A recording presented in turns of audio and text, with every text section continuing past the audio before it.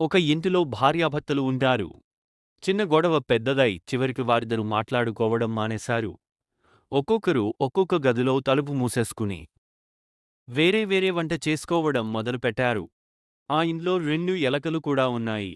ఇంతవరకు భర్త భార్య కలిసి చేసిన వంటలతో ఇవి పండగ చేసుకున్నాయి.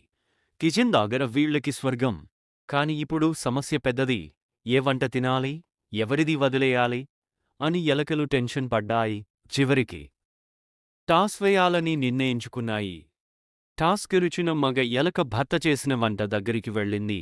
ఉప్పు, మసాలా తారుమారు అయినా అబ్బా, ఇదే మజా, ఇదే జీవితం అంటూ ఆనందపడింది. ఆడ ఎలక భార్య వంట దగ్గరికి వెళ్ళింది. భార్య కోపంతో కారం గింజలతో బాంబు పేల్చినట్టే వండింది. ఒక ముద్ద పెట్టగానే అయ్యో, నోరు కాలిపోయింది అంటూ పరుగులు పెట్టింది. ఆడ ఎలక కన్నీళ్లు పెట్టుకుంటూ నీ వంటలో రుచుల పండగ అంటావు, కాని నేను తిన్నది మాత్రం చాలా చెత్త రెసిపీ అంది.